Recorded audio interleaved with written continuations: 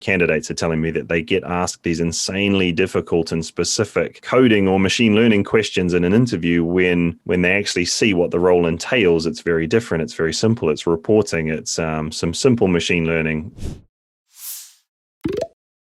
Yeah, on a more traditional data science interview process, we talked about the contracting interview process.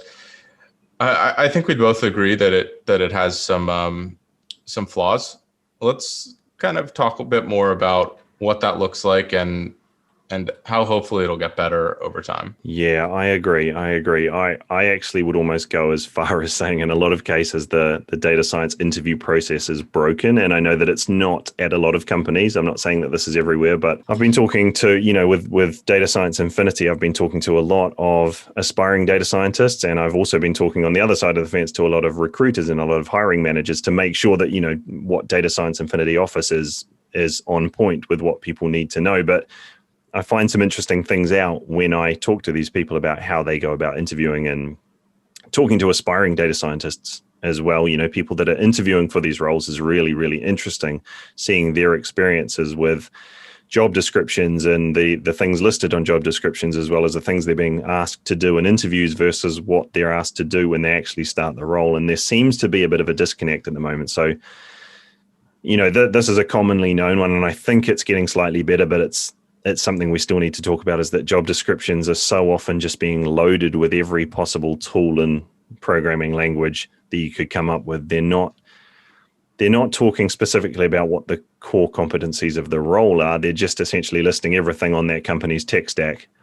In some cases, and I have nothing against people that have done PhDs. I think it's incredible. And I would never be able to do what they've done, but I do have a slight problem when job descriptions specify that a PhD is needed when it probably isn't, because that's going to scare a lot of people away, or make some really great data scientists think that they're not skilled enough for that particular role just because they don't have a PhD. And then the other thing, like I mentioned before, is that candidates are telling me that they get asked these insanely difficult and specific coding or machine learning questions in an interview when they actually see what the role entails. It's very different. It's very simple. It's reporting. It's some simple machine learning, but they got asked this crazy question in the interview.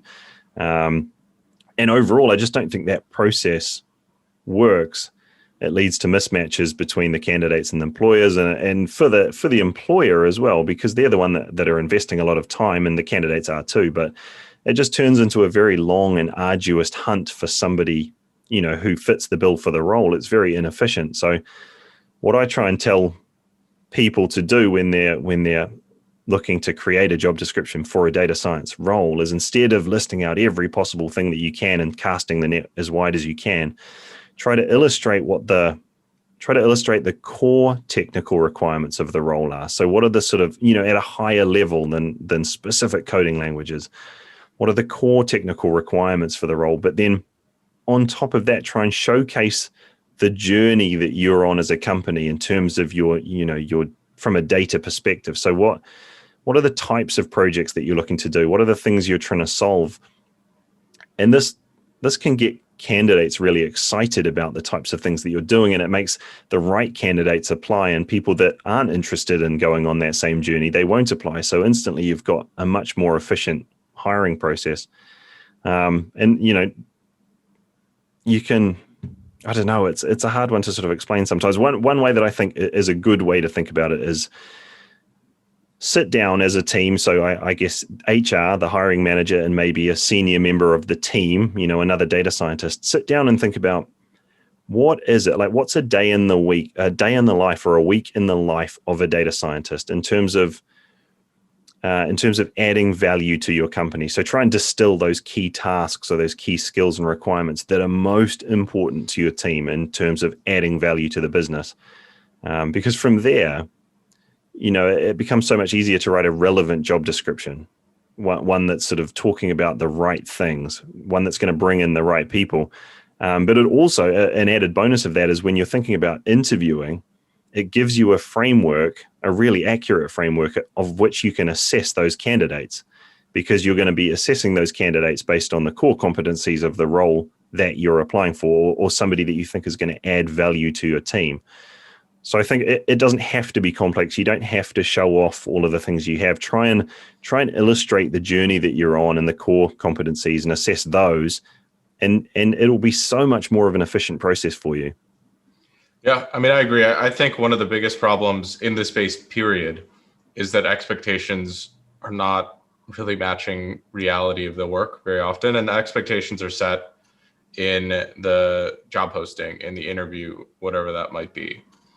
And, if we really think about data science work, like, yes, it could help to be like semi-quick on your feet, but data science work, you're doing research constantly. You're trying to understand problems. If we're letting people, I think there's major benefits of a take-home assessment, or like you're giving someone a data set from data that you use, assuming it's not sensitive, and having them work through it or find a solution, or you're giving them some frame of the type of questions they're going to be asked, because that's how data science almost always is. You're like spending time to learn something and then you're applying it. Just having someone come in and expecting them to apply everything in a broad stage that they've learned is terribly inefficient at measuring the skills that they're bringing to the work that they're going to be doing on a day-to-day basis.